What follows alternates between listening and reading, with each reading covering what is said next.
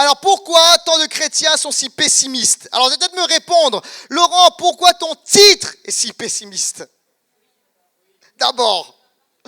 Alors, je dois vous le dire, en vrai, naturellement, je ne suis pas quelqu'un de pessimiste, je vous assure. Même avant d'être chrétien, peut-être parce que c'est mon environnement familial, je suis naturellement optimiste, d'accord? Ça se voit, d'accord, tant mieux. Mais j'ai plutôt tendance à croire que les choses iront bien, d'accord? Everything's gonna be alright, d'accord?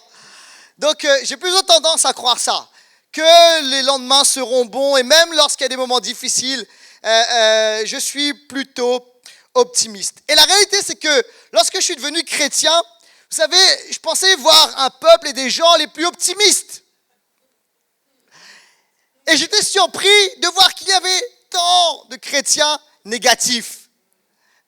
Et je pensais que l'église, d'accord, normalement ça va être le lieu le plus joyeux, le plus attractif, d'accord, où certains diraient il y a de bonnes vibes, c'est la présence Saint-Esprit, il y a une joie, il y a quelque chose qui attire. Mais parfois, d'accord, l'église est parfois une communauté où il y a tellement de négativisme et tellement de pessimisme. Le truc, c'est que ça, souvent, c'est apporté avec vous savez, des arguments spirituels. Ok? Avec quelques versets bibliques et tout et tout. Et la question c'est, pourquoi tant de chrétiens sont si pessimistes? Alors que l'évangile, c'est la bonne nouvelle. Ok? Alors ça dit oui, mais on doit prêcher la réalité, nous sommes des pécheurs, oui, mais ça c'est pas l'évangile, c'est un constat, c'est une réalité. L'évangile, c'est que oui, nous sommes des pécheurs, mais l'évangile, c'est qu'il y a une bonne nouvelle, c'est qu'il y a un sauveur, c'est qu'il y a une espérance, c'est qu'il y a la foi. Quelqu'un a dit amen à cela. Et la réalité, c'est que la fin du livre, la Bible, d'accord, nous annonce qu'on gagne. On a la victoire. Alors je spoil la fin du film, la fin du livre, d'accord? Mais à la fin, on gagne. Et Jésus a déjà remporté la victoire. Pourquoi donc tant de chrétiens sont si pessimistes? Et Paul l'a dit. Si Dieu est pour nous, qui sera contre nous? J'ai aimé le temps de louange qu'on a vécu, c'était puissant. Et j'ai aimé lorsqu'on a chanté cela, lorsqu'on a déclaré, il est pour nous, il est pour vous, il est pour toi, il est pour toi, il est pour nous, il est pour moi. Et en fait, c'est une réalité. Si Dieu est pour nous, qui sera contre nous? Qui peut venir contre nous? Quelle opposition peut venir contre nous? Et en fait, vous savez, quand on dit qui sera contre nous, des fois on pense juste, vous savez, à des entités spirituelles. D'accord? On pense au diable et aux démons et tout ça, c'est une réalité. D'accord? Mais lorsqu'on regarde le mot qui en grec, le mot c'est tis. Et ça peut être traduit par qui, mais bien souvent dans la parole de Dieu, c'est aussi traduit par quoi ou que.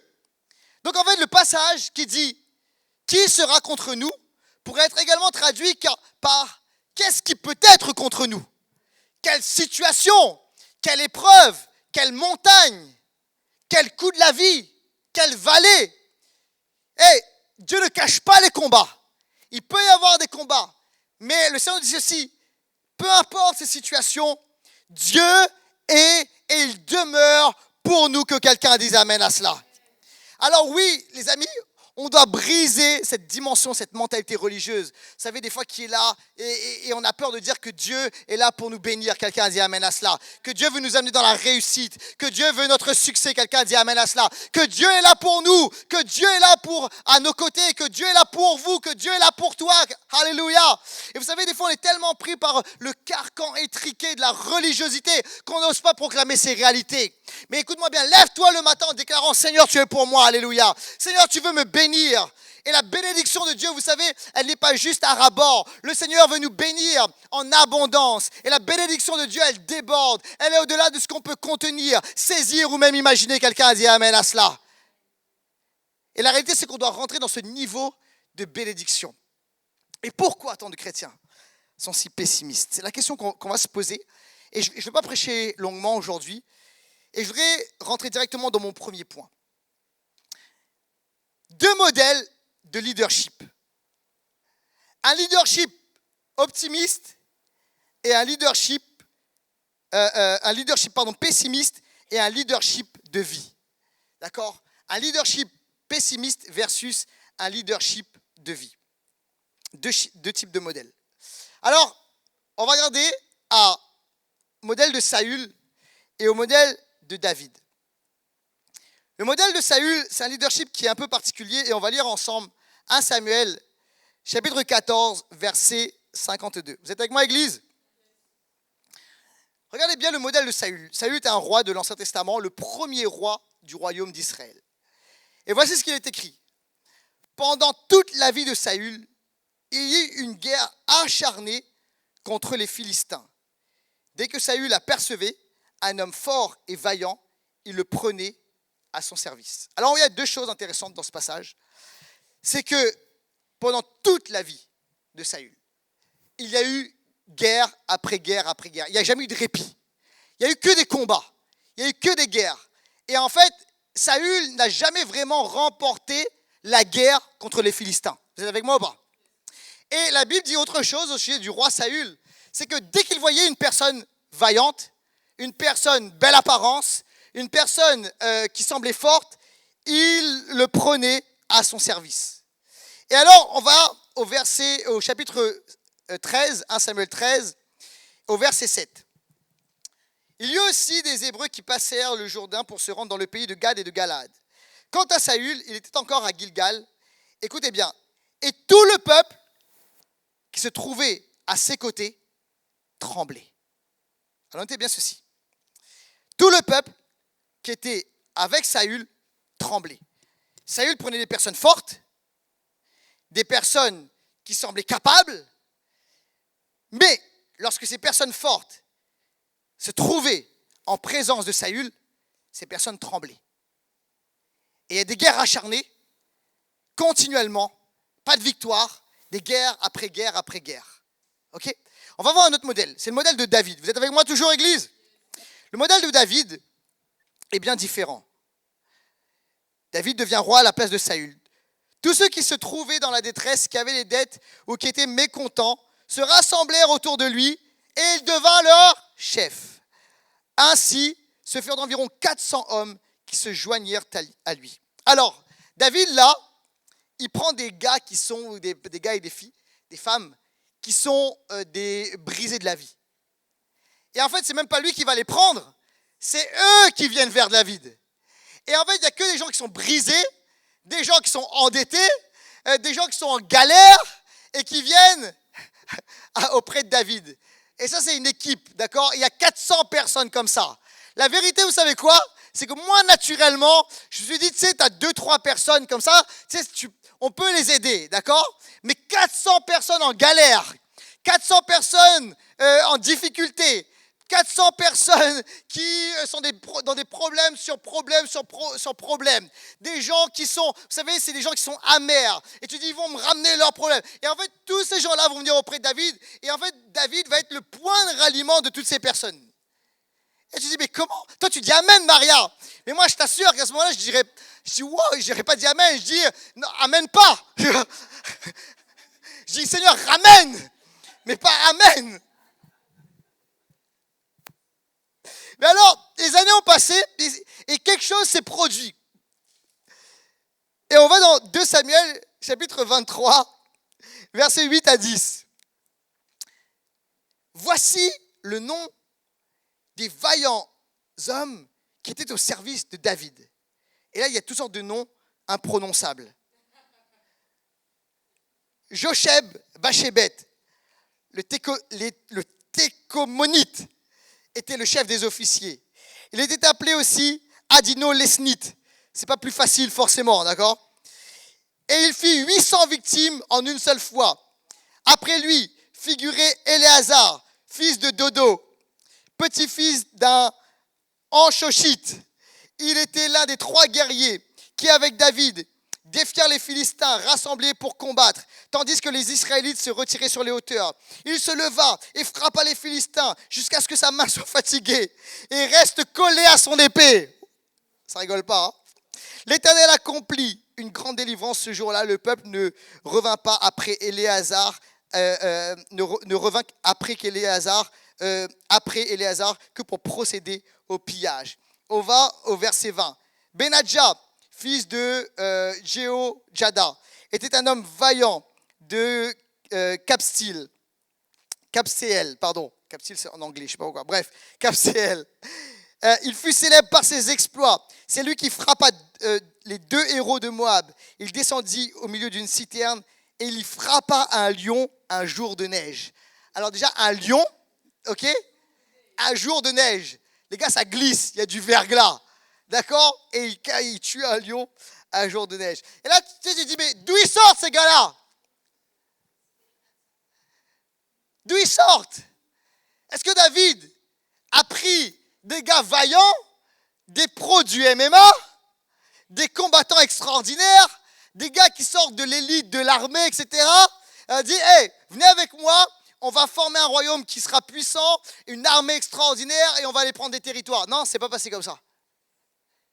Tous ceux qui étaient brisés, vous savez les 400 du début, les paumés, les brisés, ceux qu'on ne voulait pas, ceux on dit Seigneur, ramène-les.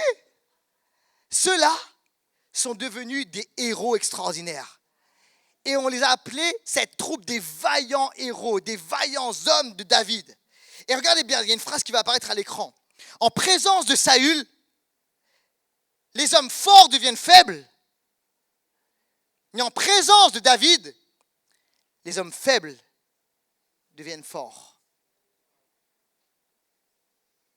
Et ça, c'est 2 modèles de leadership différents.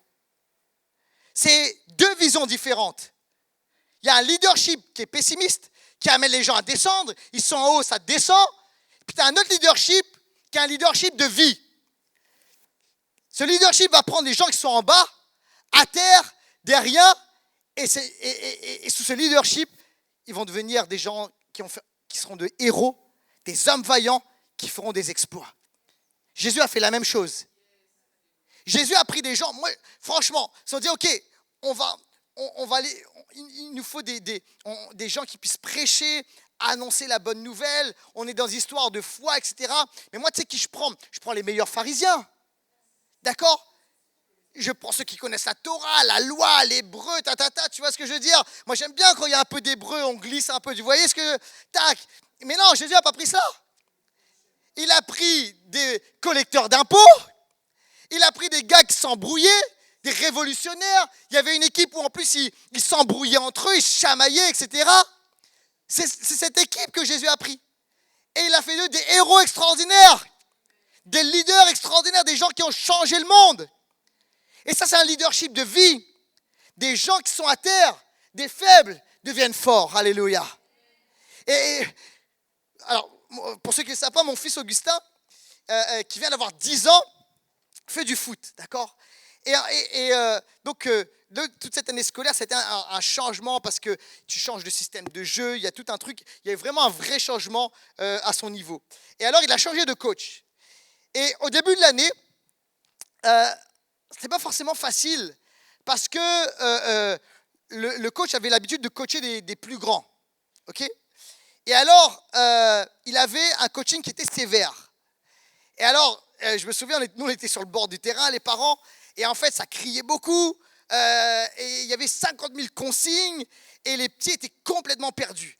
Et en fait, au lieu de les amener plus haut, ces petits qui l'année dernière gagnaient tout, sont arrivés à être paralysés sur le terrain, et à perdre confiance, et à perdre leur match. Et nous, on ne comprenait plus rien, les parents. On dit l'année dernière, ils gagnaient tout, cette année, ils ne perdent pas tout, mais pas loin. Qu'est-ce qui se passe? Mais alors, on a vu un truc, et ça, c'est la force de ce coach qui s'est réinventé au cours de l'année. Et les choses ont commencé à changer. Alors, on est passé de la défaite au match nul. Et après des matchs nuls, à la victoire. Mais il y a quelque chose qui a évolué dans son coaching. Et Augustin m'a dit quelque chose. Il m'a dit, papa, t'as pas remarqué quelque chose? Je dis quoi? Il dit, t'as pas remarqué que depuis que le coach a rangé son tableau blanc avec ses flèches, et 50 000 consignes, etc. Et depuis qu'il a arrêté de nous crier dessus et de donner, oui, des indications, de structurer, etc., de positionnement, mais de célébrer, de nous encourager, t'as pas remarqué? On joue mieux, on gagne tout. Et hier, ils ont gagné 7-0. Et en fait, c'est ce qui s'est passé. c'est une histoire de leadership. Il y avait un leadership qui était écrasant, un leadership pessimiste, d'accord? Parce qu'il y avait toute sa frustration. Oui, il voulait gagner, mais il y a sa frustration qu'il ressentait. Mais il a évolué et c'est passé par un leadership de vie, un leadership d'encouragement. Et ces petits sont montés. Ils étaient forts, ils sont devenus faibles, ça c'est la première phase. Mais la deuxième phase, c'est qu'ils étaient faibles et ils sont devenus forts. Et ça, les amis, c'est la distinction entre deux modèles. Un leadership pessimiste et un leadership optimiste, un leadership de vie. Et alors, c'est super important de comprendre ça.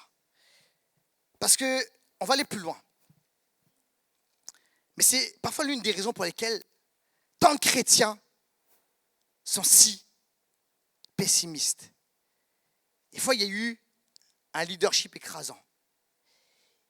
Soit dans l'église, soit dans la famille, dans l'environnement. On a pris les textes et au lieu de les interpréter avec la lunette du Saint-Esprit, qui amène toujours de l'espoir, on les interprétait avec les lunettes de l'esprit de religiosité. Vous savez, même dans la Bible, des fois, j'entends pas mal de choses, vous savez, sur la fin des temps. Et on parle beaucoup, à la fin des temps, il y a des catastrophes et toutes sortes de choses qui arrivent et les ténèbres qui vont s'épaissir et tout. Est-ce que Jésus a parlé de ça? Oui, 100% vrai. Mais en fait, pourquoi est-ce que Jésus a parlé de ça? Jésus, dans la Bible, a parlé de ça, pourquoi? Parce qu'il a dit, ne craignez pas, n'ayez pas peur, ne vous inquiétez pas, je suis là. Si Dieu est pour nous, qui sera contre nous? Et on n'a pas à craindre, les amis. Et en fait, Jésus est là pour nous avertir, mais pour nous dire, vous inquiétez pas, à la fin, on gagne, alléluia. Et vous savez, même dans ces temps-là, des fois on dit, oh, c'est compliqué, etc. Il y a des ténèbres. Mais écoute-moi bien, je crois qu'on est dans un temps tellement favorable pour prêcher, pour annoncer et pour libérer le nom de Jésus. Quelqu'un a dit amen à cela. Et je crois que plus que jamais, le cœur des Français, le cœur des Parisiens est plus qu'ouvert pour entendre la bonne nouvelle de l'évangile de Jésus-Christ. Quelqu'un a dit amen à cela. Et alors que, oui, les ténèbres vont s'épaissir, mais il y a une distinction tellement forte entre les ténèbres qui vont s'épaissir et la lumière de l'évangile qui doit briller. Alléluia. Donc écoutez-moi, en tant qu'Église, en tant que peuple de Dieu, nous devons nous positionner non selon le modèle de Saül, mais selon le modèle de David, alléluia, et prêcher la vie, prêcher le royaume, alléluia, prêcher la gloire de Dieu, prêcher les miracles, prêcher la guérison, quelqu'un a dit amen à cela, et amener les faibles à devenir forts. Laissez-moi entendre un bon amen à cela, et applaudissons le Dieu qui nous introduit dans ce modèle, alléluia, alléluia. On doit changer les choses. Je vais continuer. Deuxièmement, maintenant on va parler, toujours par rapport à Saül et David, on va parler de l'onction de Saül versus l'onction de David. Et là c'est déterminant. Et c'est ce qui va nous aider à comprendre pourquoi tant de chrétiens sont si pessimistes. Alors on va regarder l'onction de Saül. On lit 1 Samuel 8, 4 à 9. Tous les anciens d'Israël s'assemblèrent et vinrent auprès de Samuel à Rama et lui dirent, voici tu es vieux et tes fils ne marchent point sur tes traces. Maintenant établis sur nous un roi pour nous juger, comme il y en a chez toutes les nations. Samuel vit avec déplaisir ce qu'il disait. Donne-nous un roi pour nous juger. Et Samuel pria l'Éternel. L'Éternel dit à Samuel, écoute la voix du peuple dans tout ce qu'il te dira. Car ce n'est pas toi qui le rejette, c'est moi qui le rejette, afin que je ne règne plus sur eux. Ils agissent à ton égard comme ils ont toujours agi depuis que je les ai fait monter d'Égypte jusqu'à ce jour. Ils m'ont abandonné pour servir d'autres dieux. Écoute donc leur voix, mais donne-leur des avertissements et fais-leur connaître le droit du roi qui régnera sur eux. On va un peu plus loin. 1 Samuel 10, verset 1. Samuel prit une fiole. Dites avec moi une fiole. Une fiole d'huile. Une fiole. Qu'il répandit sur la tête de Saül. Il le baisa et dit, l'Éternel ne t'a-t-il pas oint pour que tu sois le chef de son héritage? Saül a été oint avec une fiole. Le mot fiole en hébreu, c'est pak, ça apparaît à l'écran. Et ça signifie fiole, mais ça signifie aussi tomber à terre. Tomber à terre. Ça peut résumer la vie de Saül. Saül, à plusieurs reprises, a laissé tomber à terre la bénédiction de Dieu. Ça peut résumer le cœur du peuple à ce moment-là. Le peuple a laissé tomber la bénédiction de Dieu parce qu'ils ont laissé tomber l'Éternel à terre, quelque part. On va dire, nous ne voulons plus de Dieu comme roi, nous voulons un roi selon les autres nations. Une fiole. Maintenant, on va regarder l'onction de David. 1 Samuel chapitre 16, verset 1. L'onction de David. L'Éternel dit à Samuel, alors, on est en train d'avoir une transition. L'Éternel dit à Samuel, quand cesseras-tu de pleurer sur Saül? Je l'ai rejeté, afin qu'il ne règne plus sur Israël. Remplis ta corne, dites avec moi ta corne. Remplis ta corne d'huile et va, je t'enverrai chez Isaïe, le Bethléemite, car j'ai vu parmi ses fils celui que je désire pour roi. On va au verset 13. Samuel prit la corne d'huile et l'oignit au milieu de ses frères. Et l'esprit de l'Éternel saisit David à partir de ce jour et dans la suite. Samuel se leva et s'en alla à Rama. Saül a été oint avec une fiole. David a été oint avec une corne. Le mot corne, c'est kéren en hébreu. Ça apparaît à l'écran. Ça signifie corne, mais ça signifie également force. Ça signifie également puissance. Et ça vient d'un mot karan qui signifie briller, rayonner. On parlait tout à l'heure du leadership de David. Le leadership de Saül, on l'a dit, c'est un leadership qui fait tomber à terre, qui amène les gens forts à tomber, la fiole. Le leadership de David, c'est un leadership qui amène les faibles dans un autre niveau. Pourquoi? Parce qu'il a reçu la corne. Et la corne vient du mot rayonner, briller. Ce qui était sur David est descendu, est venu, alléluia, sur les 400 qui étaient là, les brisés de la vie. Et en fait, c'est pourquoi les faibles sont devenus forts au contact de David. L'onction qu'il avait reçue était une onction qui était contagieuse. Quelqu'un a dit amen à cela. Alléluia. Et c'est une onction de puissance et de force. Mais on va regarder, car il y a plusieurs leçons à tirer. Première leçon ici, c'est le niveau d'onction. Ça va apparaître à l'écran. Il y a une fiole, d'accord, et il y a une corne. Il y a une différence entre les contenants, la fiole et la corne d'huile. La mesure d'onction d'huile est différente. La corne est bien plus grande en onction que la fiole. Dans une corne, il fallait savoir qu'il y avait 1 litre d'huile qui était versée. Et une mesure bien moindre pour la fiole. Donc l'onction qu'a reçue David était une onction bien supérieure à celle de Saül. Et le problème, vous savez, ce n'est pas forcément combien on va recevoir. C'est ce qu'on va faire avec ce qu'on reçoit. Le problème là ici, c'est que Saül avait réellement reçu l'onction. La question était, oui, une onction moindre, mais il avait reçu l'onction quand même. Et Dieu savait son cœur. Et il lui a confié selon la mesure qu'il pouvait porter, mais pas plus. Mais le problème, c'est qu'avec le peu qu'il avait reçu, il l'a laissé tomber à terre. Et l'onction qui est tombée à terre, à cause de sa désobéissance, a fait qu'il a été rejeté du cœur de Dieu. Une onction différente, une mesure différente. Notre leçon. La fiole représente la colère. Dans la Bible, nous voyons à plusieurs reprises que la fiole est associée à la colère. On voit par exemple ça dans Apocalypse, au chapitre 16, au verset 1. Alors j'entendis du temple une voix éclatante qui disait aux 7 anges, « Allez et versez sur la terre les fioles de la colère de Dieu. » Et à chaque fois, même dans l'Ancien Testament, lorsqu'on voit que la fiole a été utilisée pour oindre quelqu'un, c'était quelqu'un que Dieu désapprouvait, ou en tout cas n'avait pas toute son approbation. David a été oint avec une corne, Salomon a été oint avec une corne, les sacrificateurs étaient oints avec une corne, mais là c'est la fiole. La fiole nous parle de la colère, représente la colère. Et à ce moment-là, dans ce passage, Dieu dit, vous voulez un roi? Je vous donne un roi. Mais je ne suis pas d'accord avec le cœur du peuple. Car en demandant un roi, c'est moi qui le rejette. C'est moi qui le repousse. Et ce qu'on peut voir également, c'est que dans tout le ministère de la royauté de Saül, il y a cette dimension d'un cœur qui est mauvais.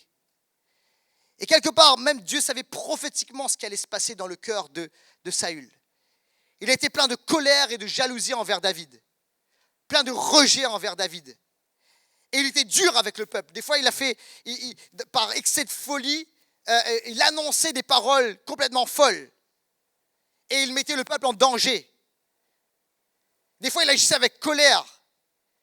Il pouvait, comme ça, sous le coup de l'émotion, jeter sa lance et sur un innocent comme David pour le tuer, à cause de cette dimension de la colère. Et les amis, écoutez bien ceci. Tant de chrétiens sont si pessimistes, pourquoi ?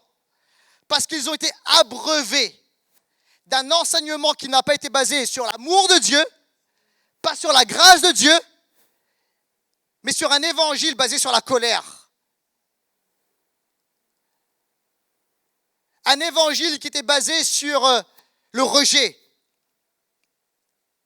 Et en fait, ce qui se passe ici, c'est que c'est particulier. C'est-à-dire qu'il y a la fiole, mais il y a l'huile en même temps. Donc en fait, il y a bien l'onction, mais en même temps, c'est dans une fiole. Le contenu, c'est l'huile, mais le contenant, c'est la colère. Et parfois, je rencontre des chrétiens qui ont été dans des endroits, des sphères où, en fait, c'est-à-dire que c'est pas totalement mauvais ou totalement bon, c'est un peu les deux. C'est-à-dire qu'il y a l'huile, il y a la présence de Dieu. Dieu est là, il agit, et malgré ce qui peut prendre place, Dieu est là au milieu de son peuple. Et Dieu a parlé, Dieu a fait de grandes choses, etc. Mais en même temps, il y a un mélange et il y a la dimension de la colère. Ce n'est pas l'évangile de la grâce, c'est l'évangile du légalisme et de la religiosité. Et tellement de chrétiens ont été infectés dans leurs pensées, dans leur théologie, dans leur esprit, à cause de cet évangile de la colère. Et ils grandissent avec une dimension pessimiste. Moi, je sais, j'ai vécu des temps comme ça, des camps de jeunes, des week-ends de jeunes, où Dieu était là. Pourquoi ? Parce qu'on était là, assoiffés de Dieu, parce que Dieu vient honorer sa présence. Et j'ai vécu dans ces temps-là des expériences les plus extraordinaires de ma vie. C'est des moments où Dieu m'a appelé au ministère, des moments où j'étais rechargé dans la présence du Saint-Esprit, des moments glorieux, etc. Mais dans ces moments-là, je me souviens, alors que la veille, tu avais vécu un moment extraordinaire et glorieux, etc.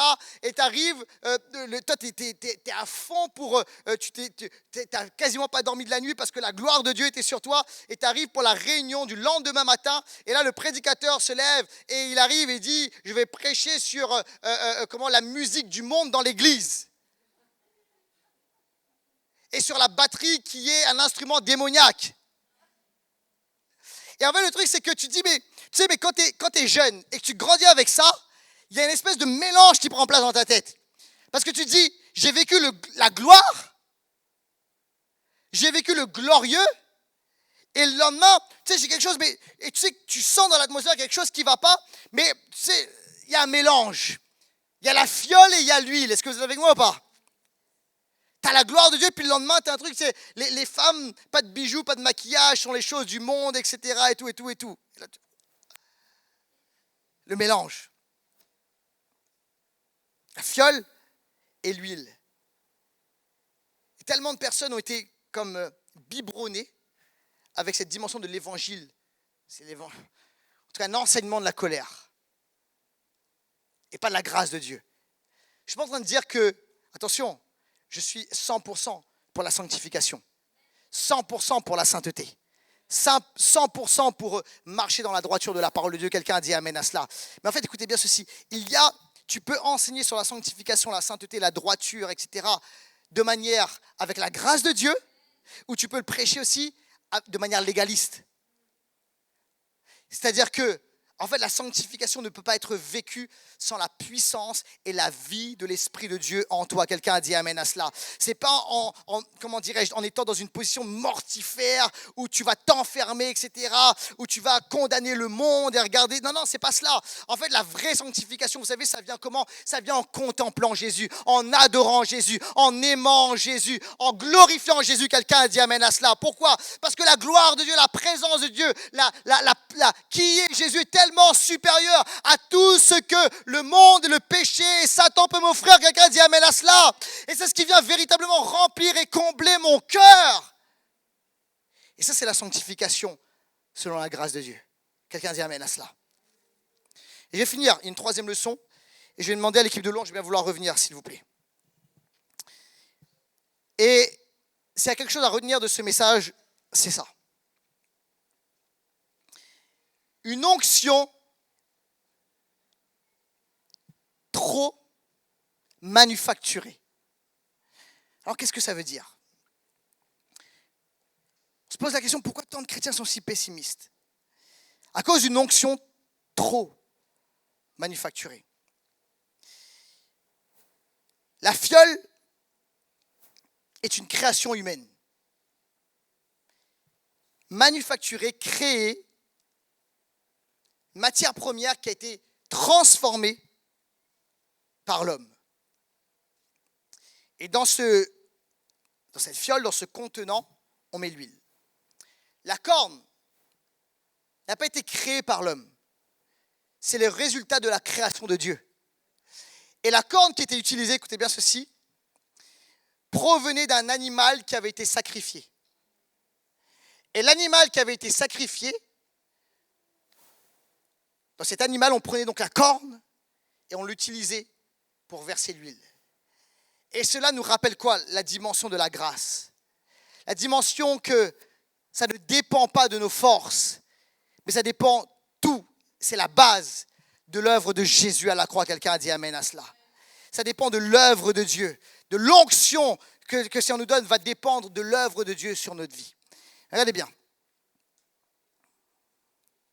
La réalité, les amis, c'est que dès le départ, pour l'histoire de Saül, il y a eu la main de l'homme et fortement la main de l'homme.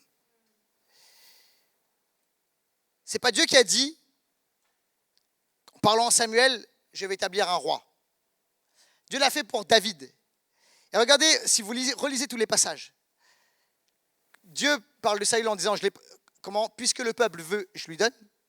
Mais regardez ce qui va se passer. Le roi va prendre vos fils pour en faire des esclaves, des serviteurs, les envoyer à la guerre. Le roi va prendre vos filles pour en faire des servantes, etc., etc. Mais pour David, le Seigneur ne va pas parler comme ça. Il établit David sans contrainte, quelque part. Un choix pleinement assumé et voulu. Mais dès l'histoire de Saül, il y a la main de l'homme et fortement la main de l'homme. Car c'est le peuple qui dit, on veut un roi. Et donne-nous un roi. Et alors après, ce qu'on voit par rapport à Saül, c'est que Saül constamment va mettre sa main dans les choses de Dieu. À un moment, le prophète dit, attends, tu dois attendre avant c'est moi qui dois faire le sacrifice. Et Saül n'écoute pas, il fait le sacrifice lui-même. Il prend les choses à son compte, mais pas selon le modèle de Dieu. À plusieurs reprises, Saül va désobéir à la volonté de Dieu. Et il ne va pas être attaché à Dieu. Et le truc, les amis, c'est quoi? C'est qu'il va y avoir l'huile. Et il va y avoir cette fiole. Donc, la présence de Dieu, l'onction du Saint-Esprit. Et en même temps, cette dimension de manufacture. En fait, écoutez bien ceci. Je ne vais pas dire que c'est impossible. Mais pour la plupart d'entre nous, en fait, il y a cette réalité de mélange. Où il y a Dieu en nous, le Saint-Esprit en nous, mais il y a toujours un peu de... C'est normal. Et en fait, Dieu même utilise qui on est. Il utilise notre humanité. Il utilise notre personnalité. Mais en fait, c'est le dosage. Toute une histoire de dosage. Et à un moment, vous savez, c'est comme un carburant.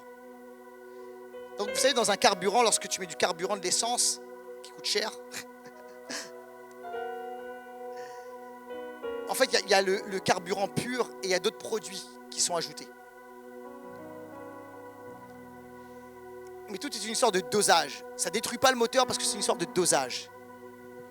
Et parfois, si les produits ajoutés sont trop forts en mesure, ça peut venir détruire le moteur de la voiture. Et en fait, c'est la même chose au niveau de l'onction. Est-ce que vous me suivez? Donc en fait, en tant que chrétien, Dieu veut nous remplir et nous saturer de son esprit. Et pour la plupart d'entre nous, il y a des réalités humaines, des choix humains, des fois des erreurs humaines. David a fait des erreurs. Il n'a pas été parfait. Il a fait des choix humains. Il a fait des erreurs humaines. Mais tout était une sorte de dosage. C'est la raison pour laquelle il n'a pas perdu la faveur de Dieu. Pourquoi? Parce qu'il est resté attaché au cœur de Dieu. Constamment. Il est revenu à Dieu. Il a nettoyé son cœur. Il a purifié l'onction. Est-ce que vous êtes avec moi? Tandis que Saül ne s'est pas vraiment repenti. Il a voulu contrôler continuellement sa vie. Et il a continué à désobéir. Et il a laissé la jalousie remplir son cœur. Et la méchanceté remplir son cœur. Et il a laissé le démoniaque remplir son cœur. Et de plus en plus, l'onction a été comme polluée. Et c'est la raison pour laquelle on en revient au départ. Le problème avec Saül, c'est quoi? Il dit, mais comment ça se fait qu'il est si... Pourquoi il amène autant de pessimisme? Pourquoi autour de lui l'atmosphère c'est négatif?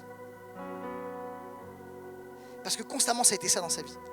Pourquoi est-ce que les forts deviennent faibles? Regardez ce qui se passe. Il a été établi roi. Il y a eu quelques victoires, mais la Bible dit ceci. Les victoires n'ont pas été franches. Continuellement, il était en guerre contre les Philistins. Et ça avance pas. Et ça avance pas.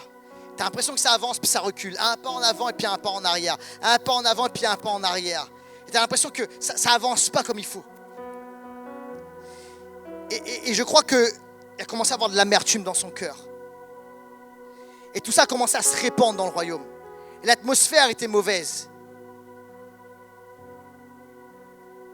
Il a amené les forts à devenir faibles. Pourquoi? Parce qu'il n'a pas expérimenté l'onction dans sa pleine mesure.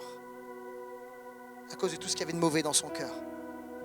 À cause de la fiole, de la colère. De la main de l'homme qui était là. Les amis, écoutez bien ceci.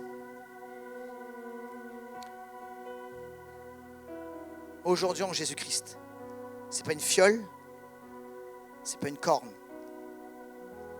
C'est l'abondance du Saint-Esprit. Le baptême du Saint-Esprit que le Seigneur répand sur nous. Des rivières, des fleuves d'eau vive, alléluia, qui viennent sur nous. C'est encore plus que David. Au-delà de David, alléluia. Mais le Seigneur veut nous dire ceci.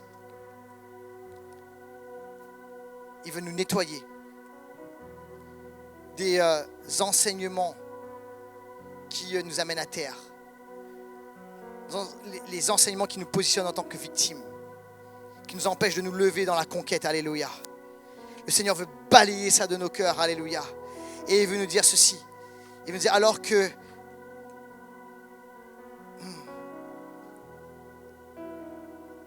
la main de l'homme, des erreurs humaines, tu dois déposer ça au pied de la croix. Il y a trop de cette dimension de la désobéissance humaine. Tu as laissé dans ton cœur trop de choses prendre place. Et ça vient comme polluer l'onction. Et si on te dit ceci maintenant, tu peux venir à la croix et enlève tout cela. Enlève tout cela. Enlève tout cela. Et même tu te dis, mais pourquoi j'arrive pas à avancer? Pourquoi j'ai l'impression que constamment je suis en guerre contre les Philistins? mais il n'y a pas une victoire franche. Et moi-même, alors que je n'ai pas la victoire franche, je commence à être dans une mentalité pessimiste. Je commence à avoir une mentalité de victime et je commence à répandre tout cela, etc. Le Seigneur veut changer cela maintenant au nom de Jésus. Il veut changer cela. Il te dit, laisse-moi maintenant. Je veux déverser encore plus, mais laisse-moi nettoyer. Laisse-moi nettoyer. Laisse-moi nettoyer. Viens au pied de la croix. Alors que tu vas le faire, les choses vont commencer à changer. L'onction va être purifiée. Alléluia. Tu vas toi-même marcher dans la victoire.